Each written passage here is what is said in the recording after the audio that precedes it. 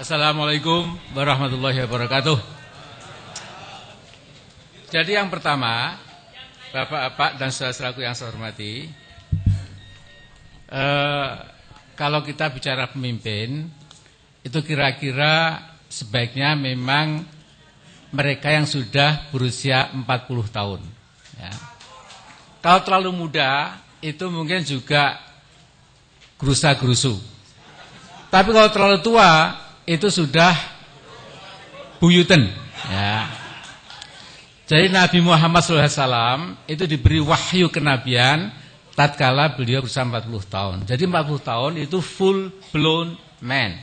Sudah matang emosinya sudah menjelajahi negeri dan mungkin mancanegara, sudah paham masalah sehingga insya Allah stabil mentalnya, stabil kepribadiannya dan sebagainya.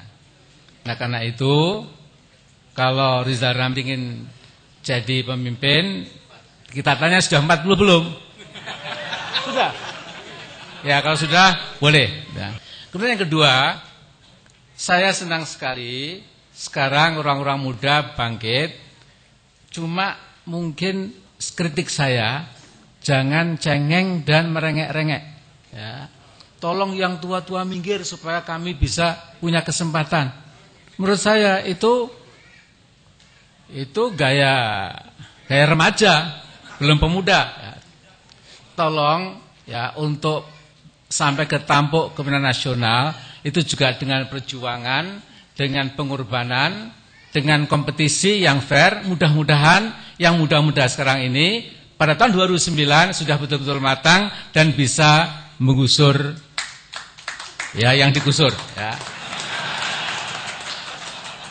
Dan yang ketiga, saudara-saudara, tolong mereka aspiran-aspiran kepemimpinan nasional jangan pernah lupa nawaitunya itu apa. Jadi kalau mengejar power for the sake of power, mengejar kekuasaan demi kekuasaan, nanti jadinya mungkin ya hanya mengabdi pada kepentingan kekuasaan, hanya menggadaikan negara, menjual aset nasional, merendahkan dan menghina bangsa sendiri, dan karena masih muda mungkin lebih garang, lebih ganas, lebih gawat daripada yang tua-tua itu. Ya. Tolong ini nawaitu itu penting sekali. Biasanya kalau dalam definisi kekuasaan itu Profesor Butak di Amerika biasanya cuma kekuasaan itu mengenai 4 pertanyaan. Jadi mengenai who, what, how, and when. Ya. Tapi why, mengapa ingin berkuasa, mengapa ingin jadi pemimpin, itu kadang-kadang dilupakan. Padahal why ini adalah penting, mbahnya penting. Kemudian terakhir, saudara, saya setelah tidak jadi ketua MPR, lebih banyak keliling-keliling di bumi Allah ini, juga membaca jurnal, browsing, surfing di internet dan lain-lain. Saya sudah ilmu yakin, saya sudah hakul yakin bahwa Indonesia ini sudah terlalu lama menjadi subordinat dari kepentingan kapitalisme asing. Ini harus kita pegang sebagai konsensus bersama. Saudara, brainwashing itu sudah terlalu lama kita alami. Sehingga kita tidak merasa sama sekali bahwa kita telah mengabdikan energi kita, gerak langkah kita, waktu kita, yang ujung-ujungnya hanya untuk kepentingan korporasi asing. Namanya mungkin bisa ExxonMobil, namanya bisa British Petroleum, bisa Freeport McMoran, bisa segala macam. Seperti kata Sudarso Tibowo tadi. Nah, tadi yang baca doa itu adalah gak sembarangan itu, ya. Itu anak pintar sekali, ya. Saya belum kenal dengan beliau tadi, anak muda tadi, ya.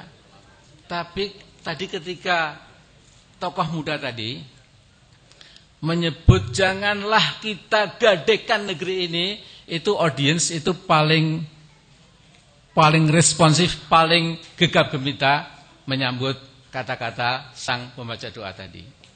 Saya jadi lega. Karena saudara-saudara, lihatlah 50% lebih sedikit bank di negeri ini dikuasai oleh korporasi asing. Ya. Kemudian seluruh KK, kontrak karya, dan KPS, kontrak production sharing, baik migas dan non-migas, semuanya tanpa kecuali itu adalah sangat kental kepentingan asingnya. Lihatlah kelapa sawit kita sudah diambil alih Malaysia. Lihatlah hutan-hutan kita sudah digadaikan, ada yang 100 tahun ke atas dan lain sebagainya. Dan kadang-kadang kita tidak sadar diri. Karena itu saudara-saudaraku, saya menantang Rizal Ramli CS. Ya. Bisa enggak Anda lain dari yang tua-tua ini? Kalau Anda cuma meneruskan subordinasi Indonesia kepada kepentingan korporasi asing itu, ya sebaiknya Anda bunuh diri saja, gitu. Ya. Tidak ada gunanya. Ya. Nah, saudara mungkin agak tajam ya, tetapi saudara sudah terlalu amat sangat mencolok.